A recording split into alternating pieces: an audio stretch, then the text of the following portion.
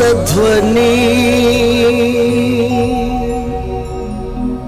సిలువ ధ్వని వినువారి హృదయాలలో విజయధ్వని.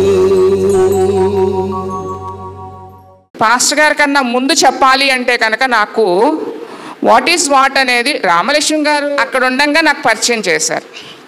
ఒకసారి మా బాబుకి బాగా జ్వరం వచ్చింది, సమ్వాట్ ఇది అమీబియస్ లాగా వచ్చింది. నాకు ఎందుకో మనసులో ఎందుకు అనిపించింది నాకు తెలియదు. అప్పటిదాకా ఇలా మొక్కుకోవాలి, ఇలా అనుకోవాలి, దేవునికి సన్నిధికి వస్తాను, ఇట్లా చేయాలని నాకు సంగతి నాకు తెలియదు. కొంత నేర్చుకున్నా వరుసగా. నేను ఒక అరటికాయల పెద్ద గెలిస్తాను అని మనసులో ప్రార్థన చేసుకొని చెప్పుకున్నా. కానీ మర్చిపోయా. రేపు ఆదివారం అనగా ఒక రాత్రిపూట నాకు కల్లో కనపడి ఒక పెద్ద అరటికాయల కనపడింది. ఆ తర్వాత నాకు వాక్యం ద్వారా ఏమో తెలిసిందంటే, నువ్వు మొక్కుకోపోయినా పర్వాలేదు, నేను నీకు చేస్తాను, నువ్వు మొక్కుకుంటే మాత్రం మొక్కుబడి తీర్చాలి, నేను రోషం గల దేవుడిని అని చెప్పి నాకు వచ్చింది. ఇవన్నీ కూడానండి నేను ఒక విధంగా చెప్పాలి అంటే నా ఫస్ట్ గురువు గారు ఎవరు అంటే పాస్టమ్మ గారు. అది మాత్రం నేను స్పష్టంగా చెప్తా. ఎందుకనంటేనండి అసలు బైబిల్ అంటే ఏంటో తెలీదు, వాక్యం అంటే ఏంటో తెలీదు, అధ్యాయం అంటే ఏంటో తెలీదు, ఏమీ తెలియని రోజుల్లో నాకు ఆవిడ ఒక వారంలో ఒకరోజు అట్లా వచ్చేవాళ్ళు. నాకేం చెప్పేవాళ్ళు, మొదటి వాక్యం నుంచి అధ్యాయం నుంచి చదవమని చెప్పేవాళ్ళు రోజు. నేను రోజు చదువుతూ ఉండేదాన్ని. చదువుతూ ఉన్నప్పుడు నాకు ఏదైనా డౌట్స్ వస్తే మాత్రం వచ్చిన తర్వాత మళ్ళీ ఆవిడ మళ్ళీ చదివిందంతా కూడా చక్కగా చెప్పుకుంటూ వచ్చేసేవాళ్ళు. ఆది కాండం ఎలా ఉంది, మొత్తం ఏంటి, నోవా ఎవరు, నోవా అదేంటి, జలప్రళయం ఎలా వచ్చి, ఇవన్నీ కూడా ప్రతిదీ కూడా రాజుల గ్రంథాలు కానీ ఇవన్నీ కూడా ప్రతిదీ కూడా అలా నేను బైబిల్ దగ్గర చాలా వరకు నేను చదివాను. ఆ చదివినప్పుడే నాకు ఆవిడ ఏం చేసేవాళ్ళంటే, ఇప్పుడు నడక నేర్చుకునే వాళ్ళు చిన్న ఒక వర్డ్ నేర్చుకునే వాళ్ళకి ఏమవుతుంది, పెద్ద వాక్యాలు రావు. ద సేమ్ మేనర్ తను ఏం చేసేవాళ్ళంటే మామూలుగా చెప్పేవాళ్ళు, మామూలుగా మన రోజు వాడే లాంగ్వేజ్లో చెప్పినట్టుగా ఒక కథలాగా చక్కగా అట్లా చెప్పుకుంటూ వచ్చేవాళ్ళు. అలా నాకేమైందంటే ఒక కథలాగా అలాగే ఒకదాని వెనకాల ఒకటో దానికాల ఇలా జరిగినాయి అని ఒకలాంటి నాకు ఆలోచన అనేది వచ్చింది. అది ఒక విధంగా చెప్పాలంటే ఫౌండేషన్ లాంటిది నాకు. ఆ తర్వాత నుంచి రామలక్ష్మి గారు కూడా ఒక రోజు నాడు ఎందుకో వచ్చారు, ఇంటికి వచ్చారు. వచ్చేసి నేను చాలా చాలా బాధపడతా ఉన్నా. ఎందుకు బాధపడుతున్నానో నాకు తెలియదు, ఎందుకో బాధపడుతున్నా. నాకు ఎవరో పంపినట్టు వచ్చాను సుపర్ణ కానీ దానికి సమాధానంగా తను చాలా మాట్లాడి ప్రతిదానికి సొల్యూషన్ ఇది కాదని చెప్పి ఆవిడ కొంత లీడ్ చేశారు. బట్ బైబిల్ పరంగా లీడ్ చేసింది మాత్రం ఒక విధంగా చెప్పాలి అంటే మీ అంత జ్ఞానం మీ అందరికీ చాలామందికి నేను చూశాను. చాలామందికి జ్ఞాపక శక్తి జ్ఞానం చాలా ఉంది. పాస్టర్ గారు చెప్తుంటే మీరందరూ కూడా వెంటనే చెప్పగలుగుతున్నారు. బట్ నాకు అలాంటి నాలెడ్జ్ ఉందని మాత్రం నేను అనుకోను. అండ్ టోటల్ నేను ఓపెన్గా చెప్తున్నాను. కానీ పాస్టర్ గారు ఏం చెప్పేవాళ్ళంటే ప్రతి అధ్యాయం వెనకాల దావీదు నా హృదయానుసారుడు అనే మాట ఎలా వచ్చింది, మనం కూడా నన్ను నీ హృదయానుసారులాగా చేసుకో దేవా అని ప్రార్థన చేసుకోవాలమ్మా, ఇలా చేసుకోవాలి, ఇలా చేయాలి, ఇలా చేయాలి, ఇలా చేయాలని ప్రతిదీ కూడా ఈచ్ అండ్ ఎవ్రీథింగ్ మన లైఫ్కి రిలేటెడ్గా ఉండే దాన్ని అంతా కూడా ఆవిడ చెప్పుకుంటూ రావడం మొదలుపెట్టారు. మనం ఎలా ఉండాలి, what to do and what not to, అంటే ఏం చేయాలి ఏం చేయకూడదు, ఈ ప్రతిదీ కూడా ఆవిడ నాకు వివరంగా చెప్పేవాళ్ళు.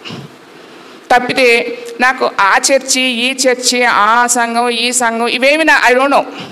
ఓపెన్గా చెప్పాలి అంటే నేను అలా ప్రతిదీ కూడా దేవుడిని అడుగుతూ ఆవిడని అడుగుతూ ఎక్కడన్నా డౌట్ వచ్చినాక కూడా ఇక్కడికి ఈ చర్చికి వస్తున్నాక కూడా నాకు ఇవాళ నేను ప్రతిరోజు చర్చికి వచ్చే ముందు ఒక గంట సేపు గదిలోకి వెళ్ళి ప్రార్థన చేసుకుంటా, ఉపవాస ప్రార్థన చేసుకున్నప్పుడు నేను వాక్యం ఓపెన్ చేయగానే నాకు కనపడగానే ఆ వాక్యాన్ని తీసుకొచ్చి వెంటనే పాస్టర్ గారిని అడిగేదాన్ని. నేను కింద చాలాసేపు మాట్లాడతాం కదా, నాకు ఈ వాక్యం వచ్చింది, దీని అర్థం ఏంటని చెప్పి మరుసటి రోజు ఆవిడ వచ్చినప్పుడైనా ఏదో టైంలో గుర్తుపెట్టుకొని ఆ వాక్యం సారం ఏంటి అని ప్రతిదాన్ని కూడా నేను అడిగేదాన్ని ఆవిడని. ఆ తర్వాత నుంచి పాస్టర్ గారి దగ్గరికి నేను వచ్చిన దగ్గర నుంచి ఇక్కడ చర్చికి వస్తున్న దగ్గర నుంచి ఆయనకే వింటూ ఉండేదాన్ని. వినగా వినగా వినగా ఏంటంటే కొంతవరకు నాకు అక్కడ నేను అది చదివాను కదా, దాని గురించి దీనికి ఇది ఇస్తున్నారు, రెఫరెన్స్ ఇస్తున్నారు ఈయన అనుకొని అప్పటి నుంచి నేను చాలా వరకు చేయడం అలవాటు అవ్వడం అట్లా అయిపోయింది అనమాట. 2008 ఎప్పుడో బాబు 8వ తరగతిలో ఉండగా నేను స్టార్ట్ అయ్యాను నేను చర్చికి రావడం. అలా నేను నాకు నేనుగా రక్షించుకుంటా అట్లా చేసుకుంటా ప్రార్థన చేసుకుంటా దేవుల్లోనే వెళ్తూనే అలాగే ఉండటం జరిగింది. దేవుడి దయ వల్ల నాకు 62 ఏళ్ళ సర్వీస్ని నేను కంప్లీట్ చేసేసాను ఫుల్గా. 34 సంవత్సరాల 8 నెలలు. రేపు ఏప్రిల్ 12కి 35 సంవత్సరాలు కంప్లీటెడ్ అవుతాయి. సో ఈ రోజుకి కూడా దేవుడి దయ వల్ల ఏదో కొంచెం చిన్న రోగాలు తప్పితే దేవుడి దయ వల్ల ఇంతవరకు నేను బాగానే ఉన్నానని మాత్రం చెప్పడానికి నేను చాలా సంతోషపడుతున్నాను. ఇదంతా కూడా దేవుని కృప. ఎప్పుడైనా సరే కూడా నాకు బాగానే విషయంలో వెంటనే పాస్టర్ గారికి ఫోన్ చేసేసి నేను, పాస్టర్ గారు నాకు బాగాలేదండి, ఐఎమ్ నాట్ ఫీలింగ్ వెల్, నాకు బాగాలేదు అని వెంటనే చెప్పేసేసేదాన్ని. ఒకటే చెప్పారు, డాక్టర్స్ కూడా ఒకటే చెప్పారండి, నాకు రిలేటెడ్గా నిద్రపోవాలమ్మా, నువ్వు ఎంత నిద్రపోతే నీకు అన్ని రోగాలు అసలు రావు నీ దరిదాపులకి అని చెప్పారు. ఇప్పుడు ఎలాగో నేను ఫుల్గా అందరూ అంటారు మీకు ఎలా తోస్తుంది అంటున్నారు.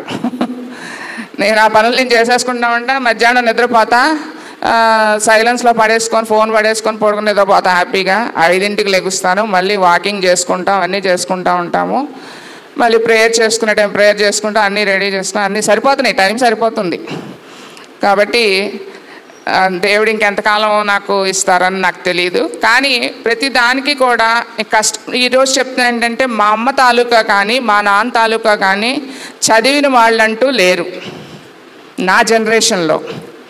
నా చుట్టుపక్కల ఎవరి ఊళ్ళల్లో 3 ఊళ్ళల్లో 3 ఇబ్రహీంపట్నాలు ఉన్నాయి. అక్కడ వెస్ట్ ఈస్ట్ పర్రి వైపు ఏదో 3 ఇబ్రహీంపట్నాలు ఉన్నాయి. 3 ఇబ్రహీంపట్నాల్లో కూడా చదివిన అమ్మాయిని కానీ పలానా వేరే గారు అమ్మాయి, ఆ అమ్మాయి ఉద్యోగం చేస్తుంది అనే తప్పితే చుట్టుపక్కల విలేజెస్లో కానీ ఎక్కడా కూడా చదివిన వాళ్ళు లేరు, బయటికి పంపిన వాళ్ళు కూడా ఎవరు లేరు.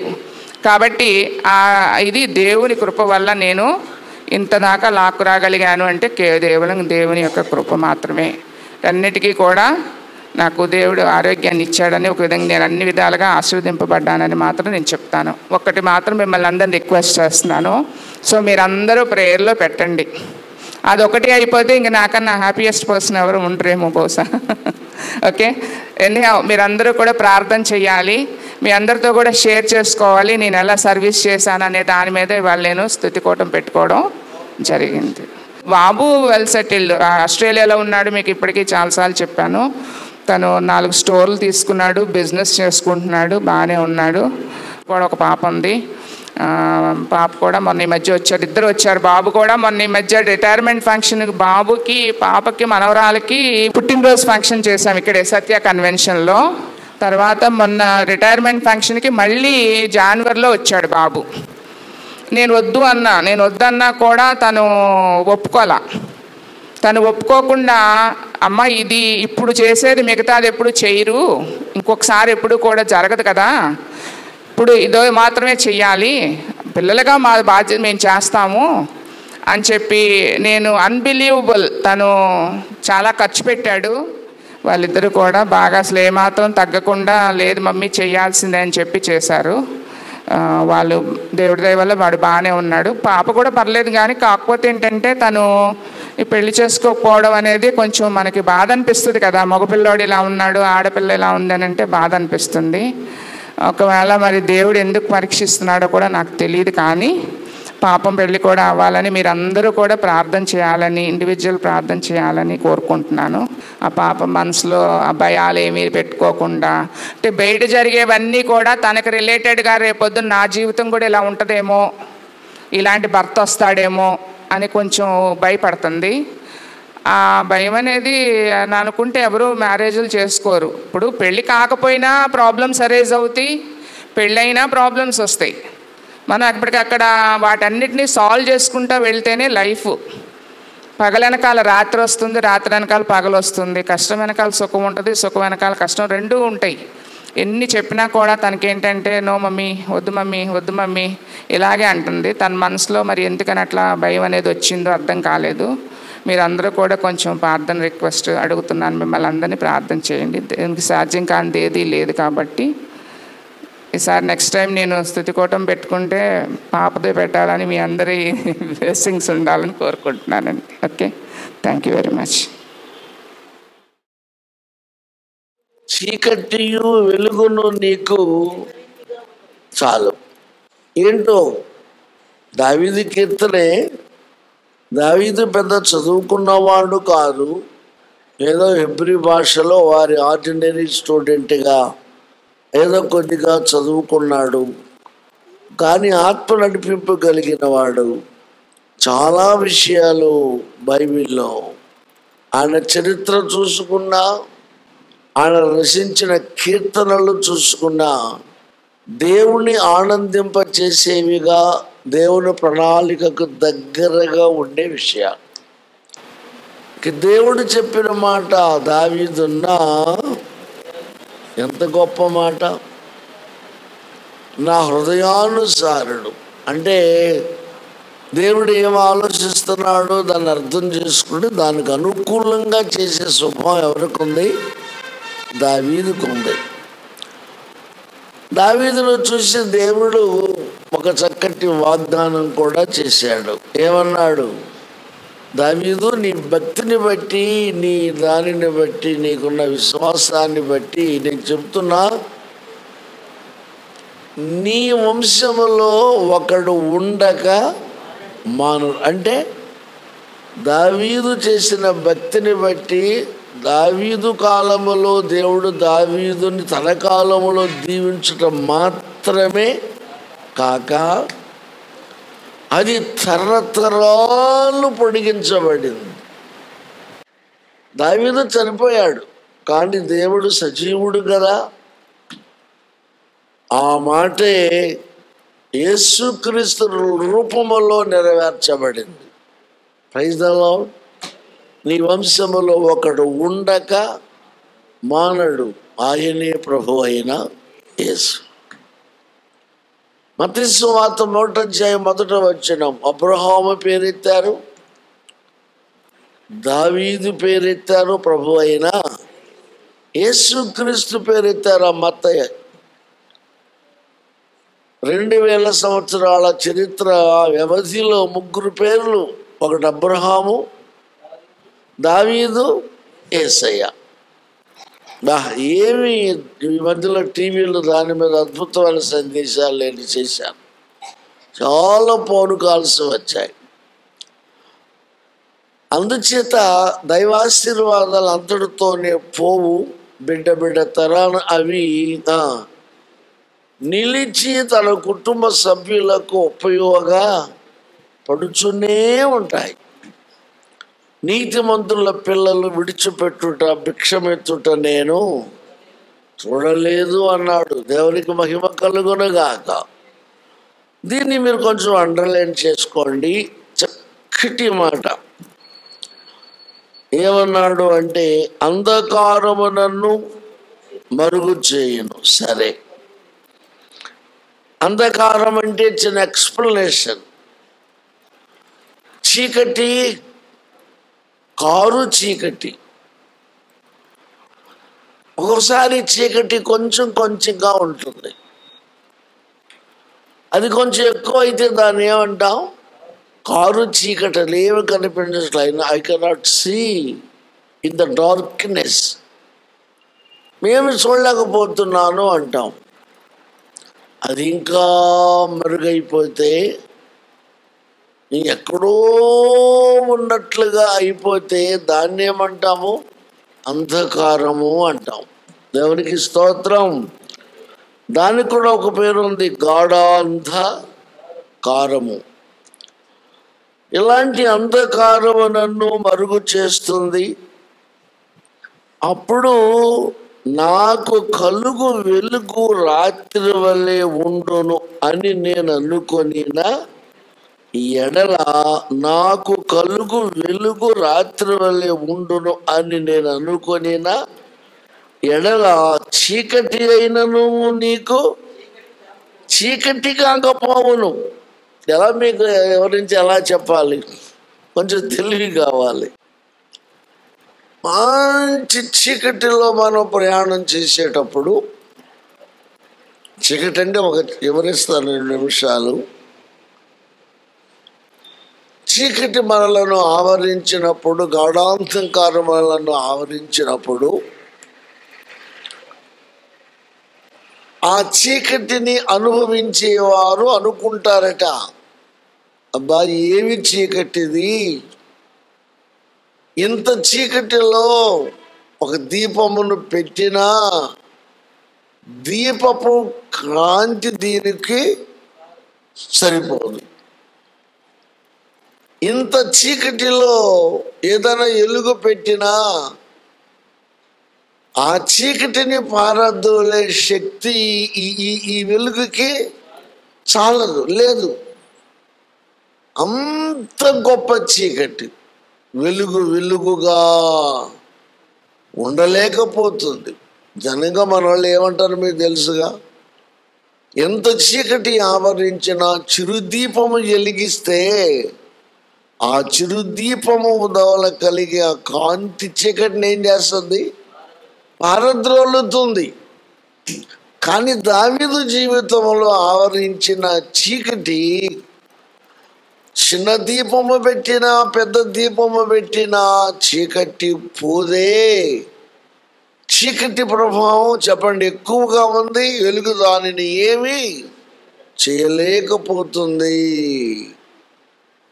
మరి అనుభవం మనం అనుకుందో లేదో మనకి తెలియదు, కానీ కొన్నిసార్లు మనం వాటిని ఈ రీతిగా అర్థం చేసుకోవాలి.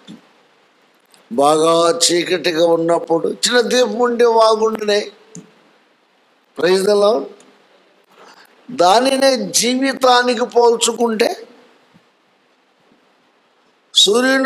సూర్యకాంతిగానే ఉంటుంది. కానీ జీవితంలో ఏదన్నా చీకటి మనలను ఆవరిస్తే, జీవితంలో ఆవరించిన చీకటిని మామూలు వెలుగు తీసేయలేదు. అప్పుడు ఆ జీవితంలో ఆవరించిన చీకటిని తీసివేయాలి అంటే దేవుడిచ్చే వెలుగు కావాలి.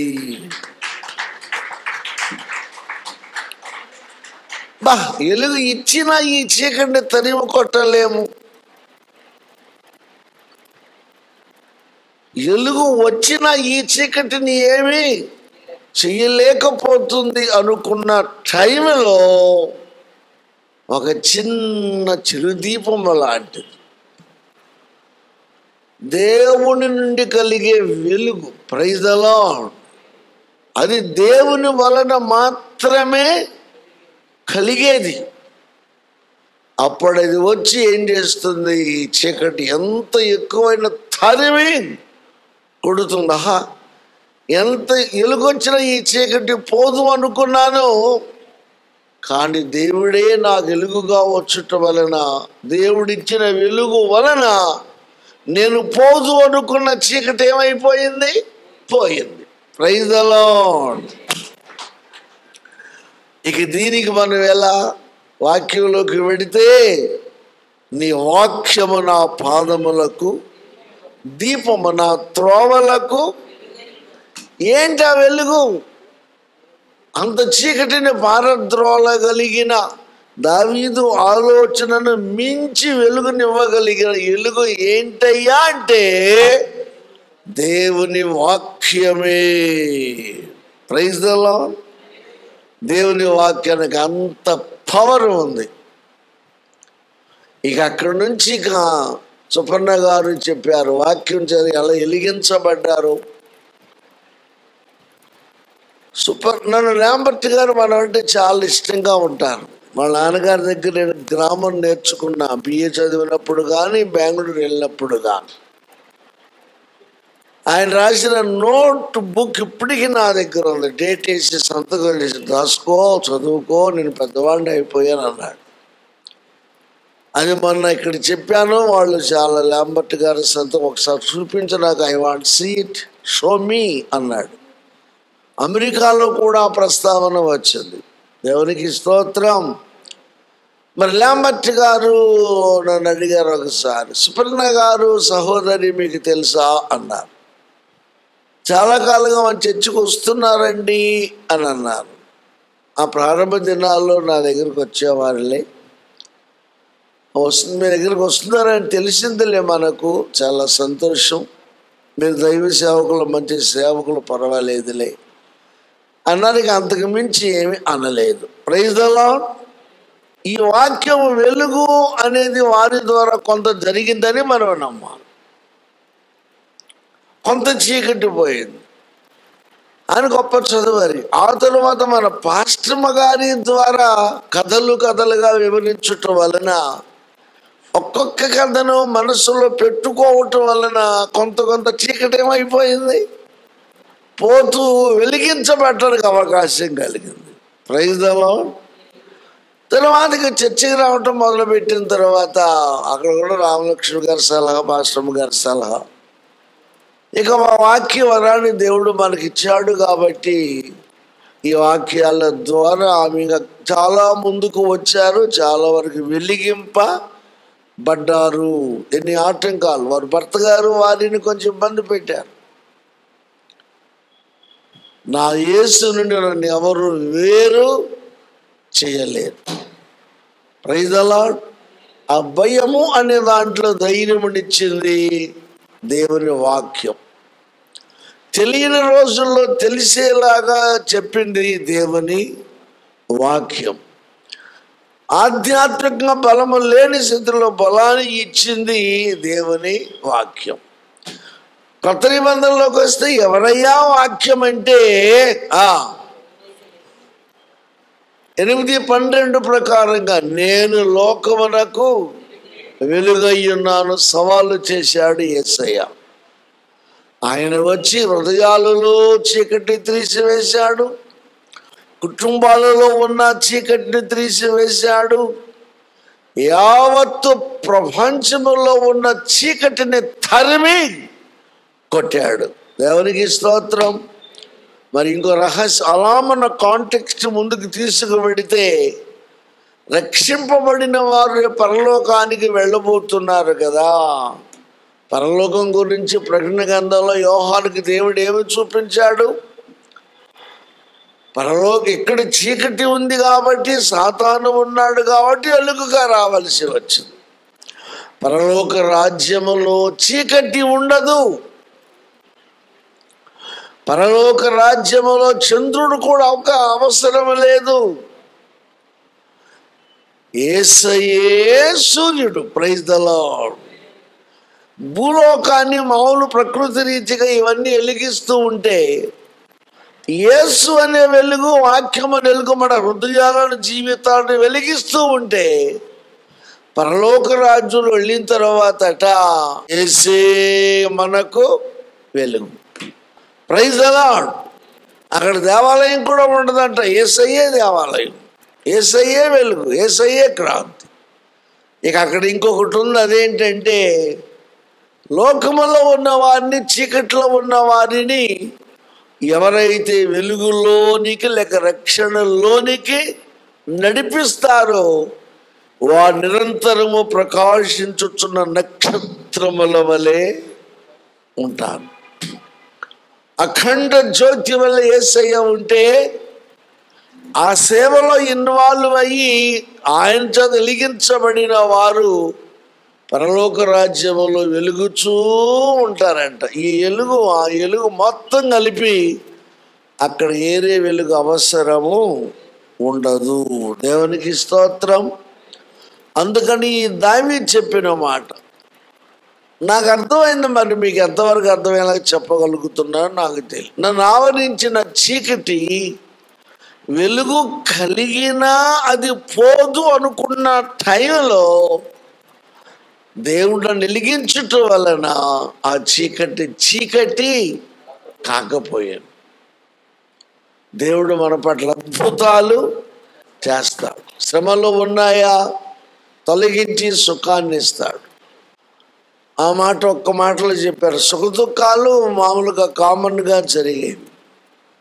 దేవుడు సుఖములోనూ మనతో ఉంటాడు, శ్రమలలో కూడా మనతో ఉంటాడు. ఇప్పుడు దావీదు ఈ మాట రుచి చూశాడు. Praise the lord.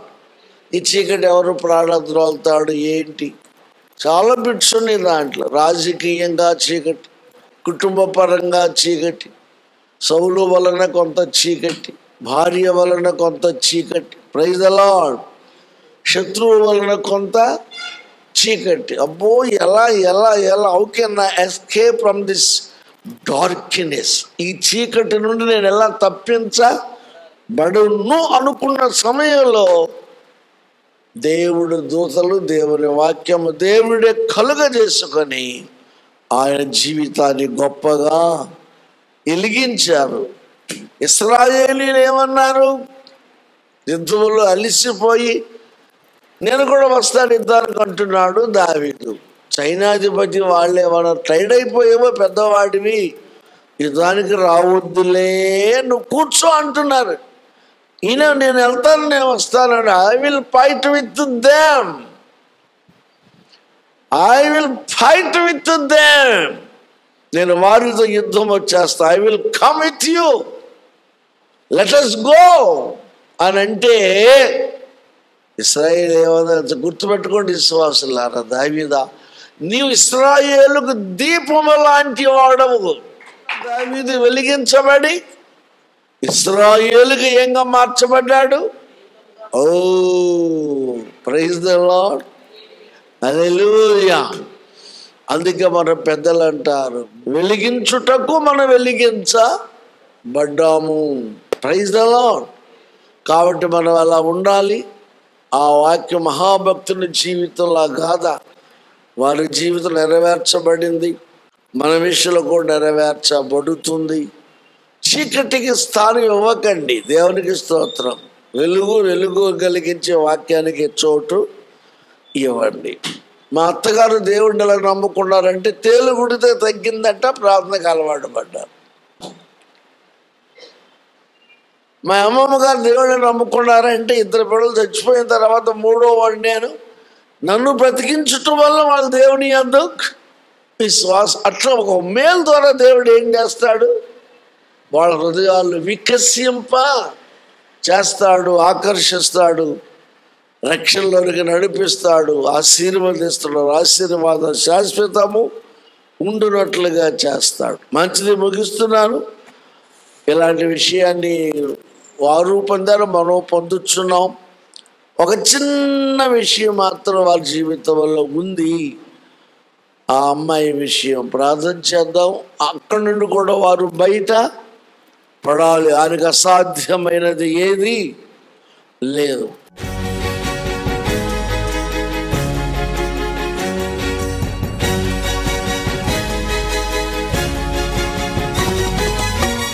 యేసుని మాటలు వినగా వినగా మనసుకు శాంతి, ఆత్మకు రక్షణ.